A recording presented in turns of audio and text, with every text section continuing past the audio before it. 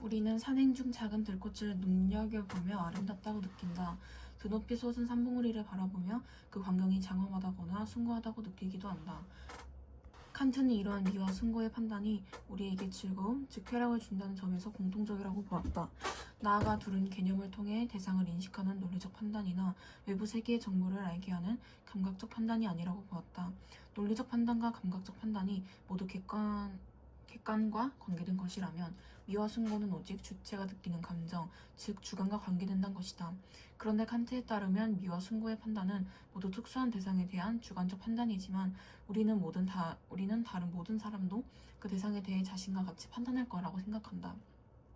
즉 사람은 자신에게 아름답거나 숭고한 대상은 남에게도 그럴 것이라고 여긴다.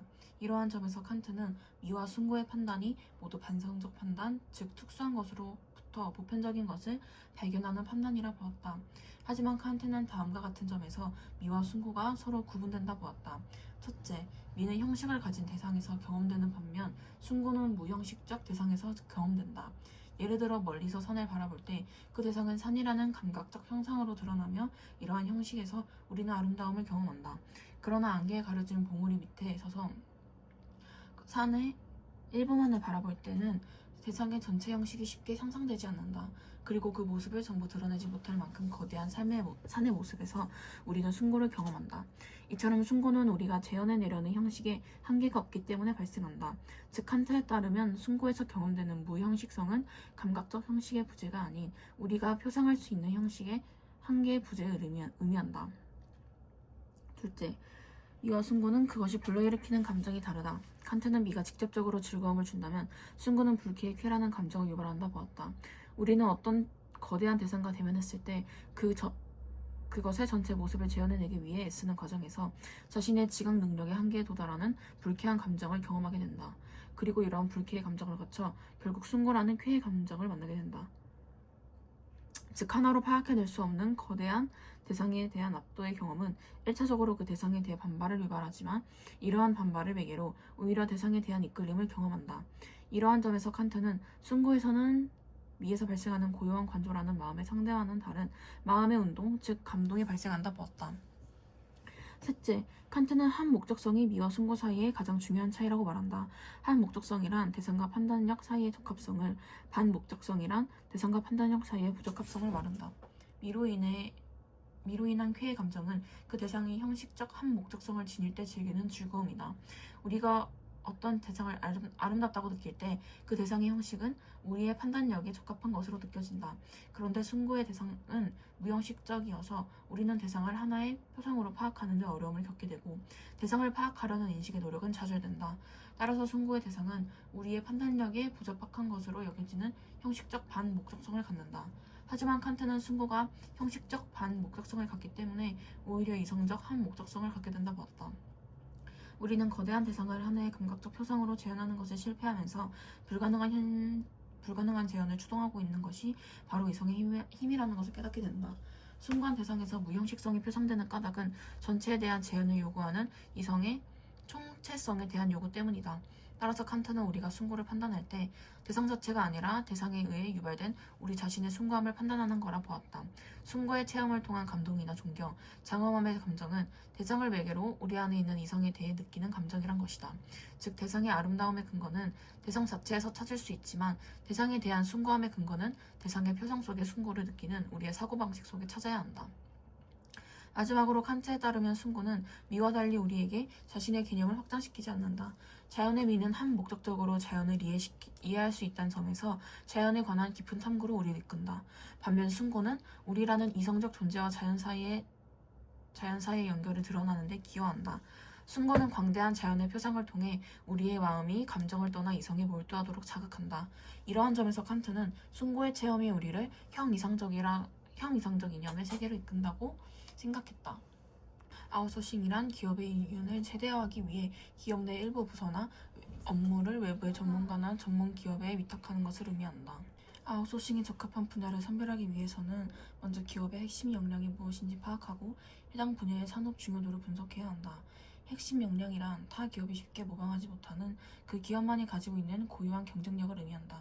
산업 중요도는 아웃소싱을 시행하려는 분야가 전체 산업에서 중요한 성공 요소인 걸 의미한다. 만약 어떤 분야가 기업의 핵심 역량이면서 산업 중요도가 높다면 기업은 해당 분야를 자체적으로 수행하면서 기업 내부에서 지속적으로 운영하는 것이 가장 합리적이다. 기업의 핵심 역량이지만 산업 중요도가 낮다면 해당 분야를 분산시켜 효율성을 추구하는 것이 좋다. 핵심 역량은 아니지만 산업 중요도가 높은 경우에는 다른 기업과 전략적 제휴를 통해 관계를 유지하고 그에 따른 이익을 추구할 수 있다. 아웃소싱은 어떤 분야가 기업의 핵심 역량이 아니면서 산업 중요도가 낮은 경우에 시행하게 된다. 아웃소싱은 제조업, 서비스업 등 다양한 산업에서 광범위하게 활용되고 있다. 제조 분야에서 아웃소싱을 결정하기 위해 추가로 고려해야 할 사항은 비용이다. 이는 내부 제조와 아웃소싱 중 어느 쪽이 비용 측면에서 우위가 있는지를 따지는 것을 의미한다. 내부 제조를 하는 경우 고정비와 변동비가 발생한다. 고정비는 제품의 생산 수량과 관계없이 고정적으로 발생하는 비용이고, 변동비는 생산하는 제품의 수량에 따라 달라질 수 있는 비용이다. 아웃소싱을 하는 경우 제품을 직접 생산할 때 고정비나 변동비가 발생하지 않지만 공급자 탄생 비용, 계약 비용, 구매 비용 등이 지출된다. 기업이 한 개의 제품을 생산할 때 비용을 시, 기업이 필요로 하는 제품의 수량을 큐로할 때 내부 제조를 하는 경우 변동비의 제품의 수량을 곱한 것과 고정비의 한 만큼 총 비용이 발생한다. 아웃소싱을 하는 경우 제품의 한 개당 구매 가격 P에 수량 Q를 곱한 만큼의 비용이 발생한다. 그림은 기업이 제품을 내부에서 제조할 때와 아웃소싱을 맡길 때 비용의 차이를 보여준다. 내부 제조 시의 총 비용 그래프가 아웃소싱 시의 총 비용 그래프보다 더 위에서 시작하는 이유는 제품을 직접 제조할 때 고정비가 발생하기 때문이다. 기업의 아웃소싱 시행 여부는 두 그래프가 만나는 지점에 제품 수량인 Q를 기준으로 정해진다. 기업이 필요로 하는 수량이 Q보다 적을 경우 아웃소싱이 유리하고 반대의 경우에 내부 제조가 유리하다. 제조 분야에서 아웃소싱의 형태는 여러 가지로 구분할 수 있다. 기업이 제품의 제조 과정에서 생산비를 낮추려는 경우 주문자 상표 부착 생산을 하게 된다. OEM은 주문자가 생산에 필요한 모든 지침을 정하고 아웃소싱을 받은 외주업체는 정해진 지침에 따라 제품을 제조하고 완성하여 납품하는 형태다. 외주업체는 주문자의 요구사항에 따를 뿐 독자적인 권리나 제품에 대한 지적 소유권은 갖지 못하며 완성된 제품은 실제 생산한 외주업체가 아닌 주문자의 상표명으로 시장에 출시된다. OEM을 활용하여 주문자는 제품 개발이나 설계, 마케팅 등에만 집중할 수 있고 생산 관련 시설에는 투자하지 않아도 되기 때문에 비용과 노동력을 절감할 수 있다. 또한 타국의 기업에 OEM을 맡기는 경우 직접 외국으로 진출할 때 발생하는 공장 설립 비용, 물류 비용 등을 줄일 수 있고 미국의 값싼 노동력을 활용하는 것도 가능하다. 외주업체는 다른 절차를 신경 쓰지 않고 생산에만 집중할 수 있고 지속적인 경험으로 기술력을 향상시켜 경쟁력을 높이는 것도 가능하다. 하지만 주문자 입장에서는 기술 유출이나 품질 관리에 대한 문제가 발생할 수 있고 외주업체 입장에서는 상대적으로 이익률이 낮고 OEM에만 집중하다 보면 자신들만의 사업을 키우기 어렵다는 단점이 있다. 시간이 흐르면서 외주업체의 경험이 축적되고 제조 경쟁력을 가지게 되는 경우 아웃소싱의 형태가 달라질 수 있다. 주문자가 모든 지침을 다 정하지 않고 큰 범위 내에서 개괄적인 지침을 정해주면 외주업체가 이에 따라 상세 설계를 완성하고 필요하다면 주문자가 지시한 설계나 규격까지도 병행할 수 있는 것이다. 이를 제조업자 생산 개발이라고 한다. ODM은 OEM에 비해 외주업체의 생산 관련 권한과 자유도가 높고 외주업체는 주문자와의 협의에 따라 제품에 대한 지적 재산권을 공유할 수 있지만 제품은 주문자의 상표명으로 출시된다. 주문자는 제품 생산에 대한 모든 지침을 완전히 완성하지 않아도 되어 시간과 비용을 절약할 수 있고 외주업체의 전문성을 적극적으로 활용할 수 있다는 장점이 있다. 하지만 외주업체와 분쟁이 발생할 경우 다른 외주업체로의 변경이 어렵기 때문에 주문자는 제품 생산에 차질을 빚을 수 있다. 외주업체에서는 생산 과정의 세부 절차를 직접 결정하기 때문에 스스로 생산 비용을 줄이는 것이 가능하여 OEM보다 더 많은 이익을 창출할 수 있다. 대신 외주업체 OEM에 비해 더 높은 기술력을 가지고 있어야 하며 다른 외주업체와 차별성을 유지해야 한다는 어려움이 발생한다.